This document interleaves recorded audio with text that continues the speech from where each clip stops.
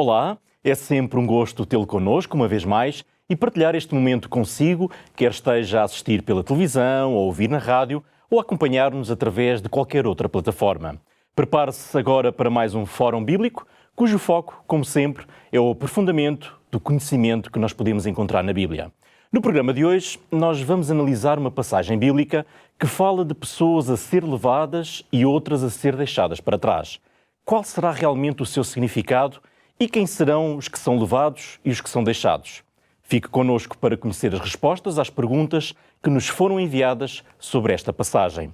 Connosco está também o teólogo Artur Machado, que nos vai guiar na análise do texto bíblico, sobre o qual incidem as duas perguntas que hoje vamos partilhar consigo. Olá Artur, bem-vindo uma vez mais uma semana, e hoje para esclarecermos mais uma passagem bíblica que levou a que uma pergunta nos fosse enviada para que ela pudesse ser explicada neste programa. E vamos, através da primeira pergunta, conhecer que passagem é essa. Em Mateus 24:40, Jesus disse que, estando dois no campo, será levado um e deixado o outro.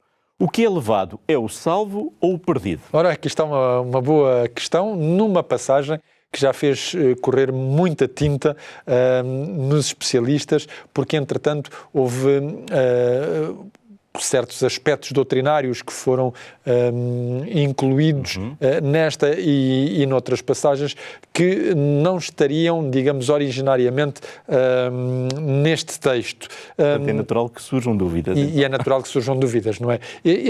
Esta passagem insere-se dentro do discurso escatológico, o famoso discurso escatológico de Jesus, de Mateus capítulo 24, onde Jesus vai falar sobre os sinais que vão anteceder a sua vinda. Mas é importante nós salientarmos uma vez mais que há regras bem definidas, ainda bem que elas existem para a própria interpretação da Bíblia. Uma dessas regras requer que o processo de interpretação que nós fazemos seja aquele que o texto requer.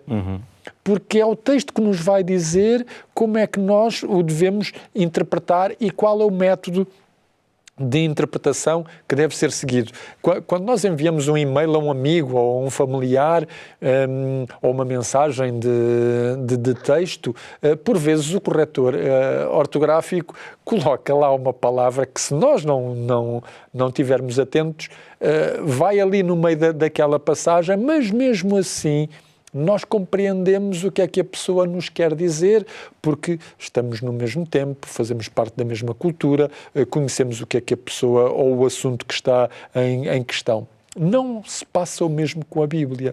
Nós, com a Bíblia, temos uma distância linguística, cultural, contextual, histórica, que nos obriga a termos métodos de interpretação que sejam fidedignos, sejam confiáveis e que nos possam levar justamente ao encontro daquilo que o autor quis realmente dizer ou com aquilo que ele quis realmente escrever.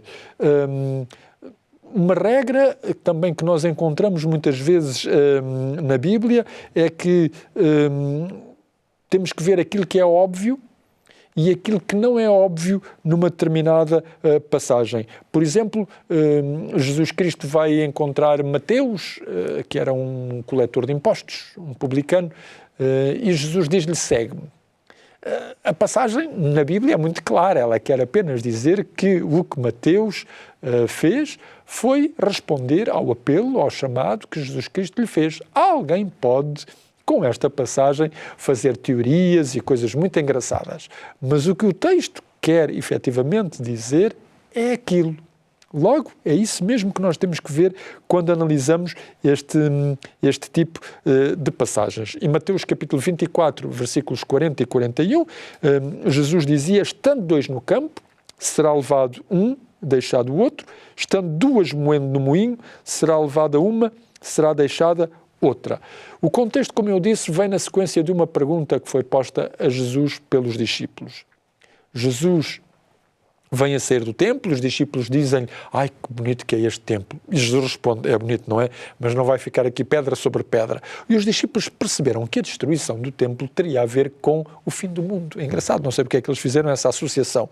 E por isso eles fizeram essa pergunta a Jesus: diz-nos quando serão estas coisas e que sinal haverá da tua vinda e do fim do mundo. E, portanto, é nesta sequência que Jesus Cristo vai responder. E em todo o discurso escatológico que Jesus vai fazer, embora ele mantenha sempre o ponto de que o tempo da sua vinda será desconhecido, ele poderia ser percebido através de uma atitude de vigilância. E Jesus vai dar exemplos de como é que se poderia ver essa vigilância. Um desses exemplos é uma parábola, é a parábola da figueira. Jesus diz, vocês vejam quando a figueira tem folhas, vocês sabem que está próximo de tal estação. É engraçado porque a figueira, no século I, era uma das poucas árvores na Palestina que perdiam as folhas no inverno. Quando as folhas começavam a chegar, era o anúncio justamente na primavera. E, portanto, Jesus dá um exemplo concreto. E o segundo exemplo concreto que Jesus dá, em Mateus capítulo 24, versículos 37 e 39, é evocar os dias de Noé. Jesus diz, tal como foi nos dias de Noé, em que as pessoas casavam-se, davam-se em casamento. Esta expressão, casar e dar-se em casamento, é uma expressão que dizia, levavam a sua vida como se nada fosse. E, portanto, Noé pregava que vinha aí um dilúvio e as pessoas levavam a sua vida como nada fosse. E Jesus diz, até ao dia em que Noé entrou na arca, não o perceberam, veio o dilúvio, expressão engraçada, os levou a todos. Assim será também na vinda do Filho do Homem. E, portanto, através destes dois exemplos, Jesus está a dizer que há que ter uma atitude vigilante, perceber o que é que os sinais que ele mencionou nos vão dizendo e estarmos prontos para qualquer cataclusmos. Aliás, é essa a palavra que Jesus afirma quando ele diz como foi nos dias de Noé. Veio o dilúvio, veio o cataclusmos, veio o cataclismo e os levou a todos. Portanto, isto é interessante. Nós podemos até dizer que os versículos 40 e 41, que são os que nós hoje estamos a estudar, estão integrados neste contexto que indica o caráter repentino da segunda vida e da separação entre salvos e perdidos. Jesus diz, em Mateus, que há duas pessoas que estão no campo, o que nos mostra que as pessoas estariam na sua rotina de trabalho. Lucas, que é o texto paralelo a Mateus, acrescenta outras realidades. Lucas vai dizer, duas pessoas estarão numa cama. Uma será tomada, a outra será deixada. Duas mulheres estarão a moer, uma será tomada, outra será deixada. E, portanto, o texto é claro. O que o texto está a dizer é que as pessoas continuarão no seu vai e vem, na sua rotina diária, no seu cotidiano, apesar de todos os avisos, apesar de todas as circunstâncias que a Bíblia vai mostrando que há sinais que apontam o próprio capítulo 24, para uma próxima vinda de Jesus. E é isso que Jesus está a dizer. As pessoas muitas pessoas farão a sua vida normalmente. Uma vai ter um certo destino, a outra vai ter o destino oposto. Alguns pensaram que esta expressão será tomado representa aqueles que serão julgados e condenados. É isto que nós temos que analisar. O que é que a expressão tomado e deixado quer realmente dizer. E se nós vermos esta passagem no contexto do capítulo 24 de Mateus, a leitura é óbvia. Um será tomado. Jesus tinha dito em João capítulo 14, versículos 2 e 3, o seguinte: na casa de meu pai há muitas moradas, se assim não fosse, eu vos teria dito, vou preparar-vos um lugar. Quando eu for e vos preparar o lugar, voltarei e vos levarei, ou vos tomarei, para mim mesmo, para que onde eu estiver, estejais vós também.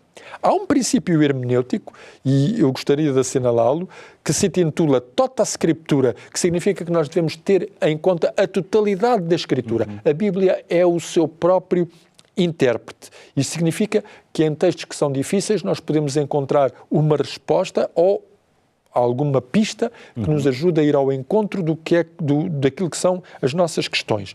E, portanto, Mateus 24, 40 e 41 está muito relacionado com João, capítulo 14, versículos 2 e 3. Porquê? Ambos falam da mesma situação, a breve vinda de Jesus. E, além de ambos falarem da mesma situação, nós vamos encontrar em ambas as passagens o mesmo verbo, que é este que vai estar aqui. Este verbo, paralambano. Paralambano é um verbo que significa levar, tomar para si mesmo, unir a si mesmo. Quando este verbo é usado por Jesus, ele vai significar aceitação, vai significar não condenação ou não julgamento e pode significar também recebimento. É um verbo que na Bíblia vai ter variadíssimos significados. Ele pode significar levar para si, pode significar aceitar, por exemplo, quando Jesus passa pela transfiguração, em Mateus no capítulo 17 e no versículo 1, diz que ele tomou consigo 3 discípulos. É este verbo que aparece, é este verbo paralambano. Ele tomou para si, ele levou consigo, portanto, 3 discípulos. E é curioso que este mesmo verbo vai estar na origem do texto de João, capítulo 14, versículos 2 e 3. E, portanto, quando Jesus diz este será tomado, Jesus está a dizer este será levado. Ora, no Evangelho de Mateus é-nos dito que os anjos que virão na segunda vinda virão buscar, virão tomar os escolhidos. Este é o verbo paralambano. Há um outro verbo que é utilizado neste Evangelho de Mateus, capítulo 24, versículos 40 e 41, que é o verbo afiemi, e que as nossas traduções dizem ser deixado ou ser abandonado. Ora, a Vulgata Latina, e é bom nós virmos como é que ela traduziu para o latim estas expressões, ela traduz o verbo paralambano como assumetur, significando ajuda, assistência e meios para ajudar. Mas o verbo afiemi ela traduziu como relinquetur, abandonar. Daí que vieram estas duas passagens. Um será tomado, o outro será deixado. E logo, por esta semelhança entre o contexto de João, capítulo 14, versículos 2 e 3, e o contexto de Mateus, capítulo 24, versículos 40 e 41, nós podemos dizer, para já, mas vamos depois continuar na segunda parte, que aquele que será tomado é aquele que será salvo. Aquele que será deixado é aquele que será abandonado. Não por um critério qualquer, mas porque as próprias pessoas, pela sua posição para com o Evangelho e para com a sua atitude de vigilância para com a segunda vinda de Cristo, terão decidido o seu próprio futuro. Muito bem. Aqui também percebemos que é o contexto da segunda vinda, também não estamos a falar de uma ideia de arrebatamento secreto, é de um evento visível também, não é? Já iremos falar disso. E que é decisivo, não é? Exatamente. Daí a questão do sentido escatológico deste tema. Muito bem, nós vamos avançar então agora para um curtíssimo intervalo. Nós estaremos de volta para dar a resposta à segunda pergunta do nosso fórum e que ainda vai ajudar-nos a compreender melhor este texto. E também, na segunda parte, logo no início, teremos também uma oferta para lhe apresentar, uma oferta para si que temos neste programa. Por isso, continuo por aí, nós voltamos já de seguida. TV Novo Tempo, o canal da Bíblia, o canal da Esperança. Estamos a dar início à segunda parte do programa Fórum Bíblico. Se só agora se juntou a nós, fique por aqui, porque hoje estamos a analisar, com a ajuda do teólogo Artur Machado, o texto bíblico de Mateus, capítulo 24, versículo 40, para compreender qual é o seu verdadeiro significado. Antes de conhecermos a próxima pergunta, ainda sobre este texto, quero apresentar-lhe um guia de estudo da Bíblia, o guia A Origem de Tudo, que temos para lhe oferecer neste programa. Isso mesmo, é uma oferta, ele não tem qualquer custo para si, e para o pedir apenas precisa de nos enviar uma mensagem para o número 933-939291 a solicitar o guia A Origem de Tudo. Eu volto a repetir o número 933-939291. Após recebermos a sua mensagem, a nossa equipa fará o envio de um exemplar igual a este para a morada que nos facultar e depois vai ter a oportunidade de estudar de uma forma simples e orientada alguns dos temas mais importantes da Bíblia, como é o caso da criação, o propósito da vida, o plano de Deus para a humanidade e muito mais. Muito bem, vamos então conhecer a segunda pergunta do nosso programa e a pergunta é: teologicamente, como é que nós podemos interpretar a passagem de Mateus 24:40? Ora bem, nós já vimos, portanto, que as expressões ser tomado significa ser salvo, no fundo é isso, é aquele que vai ser salvo. Ser deixado significa aquele que não vai ser salvo, aquele que vai ser perdido. Muitas pessoas viram nesta expressão utilizada por Jesus um ensino de que haveria um arrebatamento secreto de alguém. Mas já vamos ver que o contexto de Mateus 24:40 não nos permite ir por aí. E porquê? Porque, em primeiro lugar, ele fala-nos de uma vinda de Jesus pessoal. Não secreta, pessoal, certa. Jesus vem com os seus anjos. É algo que é visível. Em segundo lugar, isto mostra-nos que a passagem indica que a história humana se dirige para um ponto definido. Não é uma história sem sentido, aleatória ou incerta. É uma história que teve um início, terá um fim.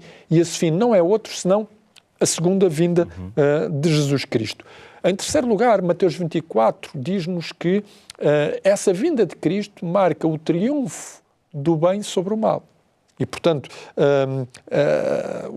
a vitória de Deus sobre a revolta cósmica que foi iniciada por Satanás e que veio também depois prejudicar o ser humano. Em quarto lugar, o contexto de Mateus e o que a Bíblia diz sobre a segunda vinda de Jesus diz-nos que trata-se também de uma restauração.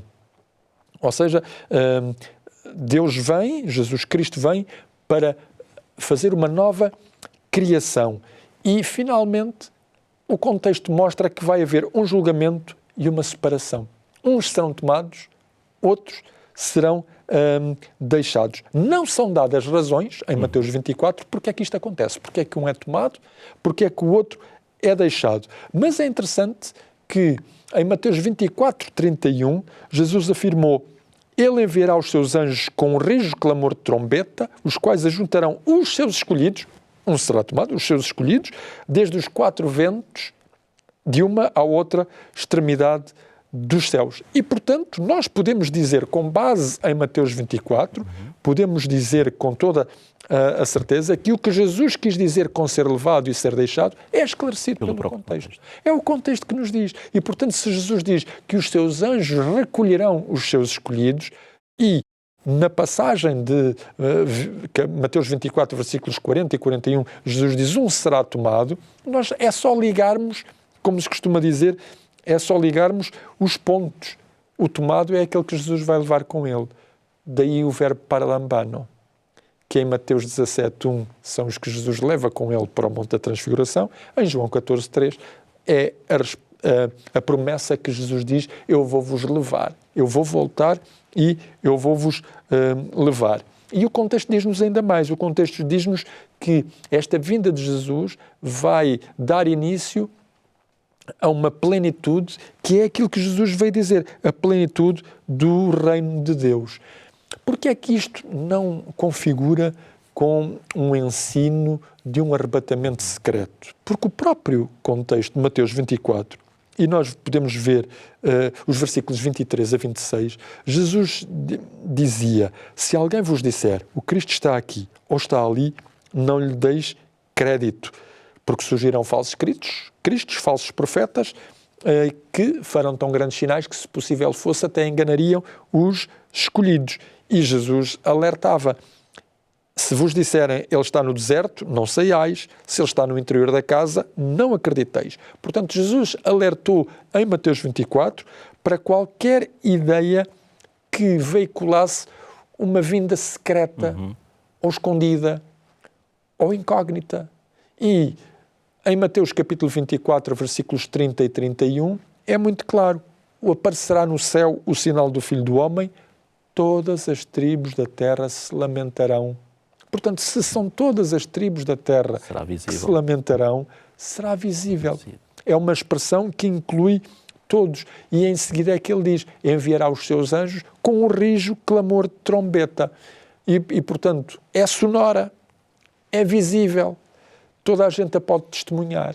E o ser tomado e o ser deixado tem a ver com a decisão pessoal que cada pessoa fez. Daí os exemplos dados com o tempo de Noé.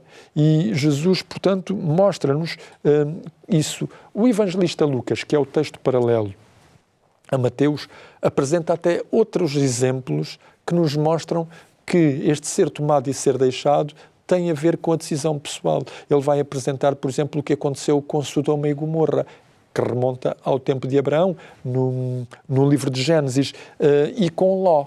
Ló, os anjos foram à casa de Ló para o tomarem, para o levarem para fora da cidade. E foi isso que aconteceu.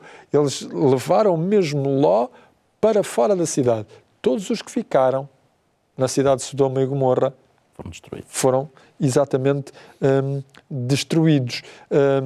Jesus também exorta a que os seus discípulos vigiem a sua vinda como se tratasse de um ladrão.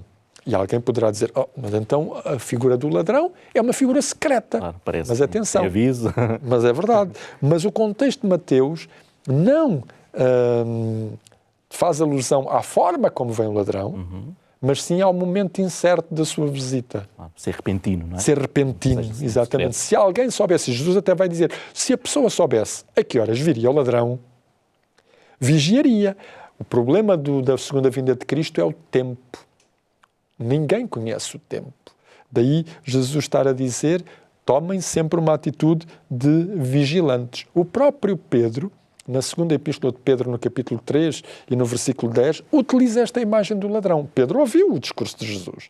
E na sua segunda epístola, Pedro diz, o dia do Senhor virá como o ladrão da noite. Mas em seguida ele acrescenta, no qual os céus passarão com grande estrondo, os elementos ardentes se desfarão, a terra e as obras que nela há se queimarão. E aqui temos, uma vez mais, elementos visíveis e audíveis que nos mostram que se trata de um acontecimento cataclísmico, sem dúvida alguma, que todos presenciarão. Não será um evento, um acontecimento em que eu estou aqui ao lado de alguém e de repente a pessoa desaparece. Ops, para onde é que ele foi? E, portanto, o que Jesus quer dizer com esta expressão é exatamente isto. Finalmente, nós podemos dizer que a maneira como a segunda vinda é descrita assinala que haverá apenas uma oportunidade para todas as pessoas. E isto é patente, quer no Evangelho de Mateus, quer nos exemplos que Jesus Cristo deu, quer nos exemplos que pontuam a Bíblia cada vez que se fala da segunda vinda. Por exemplo, a Epístola aos Hebreus, no capítulo 3, no versículo 13, diz: exortai-vos uns aos outros todos os dias, durante o tempo que se chama hoje, para que nenhum de vós se endureça pelo engano do pecado.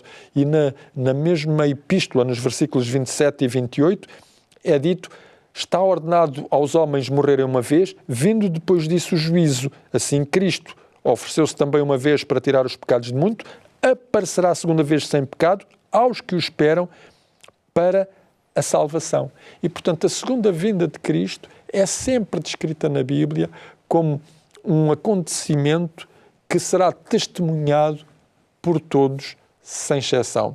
Não será testemunhado, evidentemente, pelos mortos, logo no início, mas eles testemunharão o efeito, sobretudo os mortos que serão salvos, porque eles vão ressuscitar primeiro. Eles vão ressuscitar nesse acontecimento e, portanto, eles próprios o testemunharão. Tudo na Bíblia, quando se fala da segunda vinda, tem este caráter. E então, qual é o elemento que sobressai aqui? O elemento que sobressai é o aviso. Jesus avisa, cuidado, vai haver dois tipos de pessoas. Uns serão salvos, uns serão perdidos. Os salvos são dados pelo uso da palavra paralambano. Serão tomados, serão levados. Os outros serão deixados. O importante é aproveitarem o momento de Jesus em que eu vos estou a dizer isto, para que vocês tomem as devidas providências para que este dia, e Jesus é muito claro, este dia não vos apanhe de sobreaviso. Daí que a Bíblia diga que o tempo presente, o hoje, é o momento em que nós podemos tomar a decisão que decidirá qual é o nosso destino, quem é que será levado, quem é que será deixado. Exatamente, entre aceitar ou não a vontade de Deus e o plano de Deus para a vida de cada um de nós. Muito bem, Artur, o tempo não nos permite muito mais, mas creio que foi tempo suficiente para explicar com grande detalhe e tenho a certeza que, neste caso, o nosso ouvinte que mandou esta questão terá ficado esclarecido. Como estava a dizer, no programa de hoje foi dada, uma vez mais, uma resposta a uma pergunta que gentilmente nos foi enviada por um dos nossos ouvintes, no caso da Rádio RCS, E da mesma forma que me está a ouvir a mim agora neste momento, se nos acompanha e se tem consigo alguma dúvida sobre alguma passagem que leu, por exemplo, na Bíblia, ou algum tema que ainda hoje não percebe muito bem, então saiba que pode enviar para nós. O objetivo deste fórum em específico é ajudar no estudo da Palavra de Deus, a Bíblia, e dentro do possível nós procuramos aqui responder às perguntas que nos enviar num dos próximos programas, pois não queremos que em casa fique com dúvidas por esclarecer. Por isso mesmo, pode enviar-nos as suas perguntas por mensagem para o e-mail programas@novotempo.pt ou então para o nosso número de telemóvel, que é o 933 93 92 91. Para este mesmo número que eu volto a repetir, para que anote bem, 933 93 92 91, também poderá enviar-nos uma mensagem a solicitar a oferta que temos para si neste programa e que é o Guia de Estudo da Bíblia, A Origem de Tudo, o qual nós queremos lhe oferecer. Ele é um guia que foi escrito por Michelson Borges, que é um teólogo, um jornalista e também com uma pós-graduação em Biologia Molecular, o qual vai convidá-lo a si a refletir sobre questões muito importantes da existência, como a origem do universo, da vida, do ser humano e também do mal. E por isso, se estiver perto agora do seu telemóvel, então envie-nos agora mesmo a sua mensagem e receberá, eu repito, de forma totalmente gratuita, um exemplar deste guia, A Origem de Tudo. Por hoje, nós temos mesmo que ficar por aqui. Agradeço a sua companhia em mais este momento de descoberta das verdades bíblicas e porque não queremos que nenhuma pergunta fique sem a devida resposta, nós vamos regressar, já na próxima semana, para apresentar aqui neste fórum as respostas que possa estar à procura. Fica assim combinado o nosso encontro, que a Bíblia continue a inspirar a sua vida. Até ao próximo programa.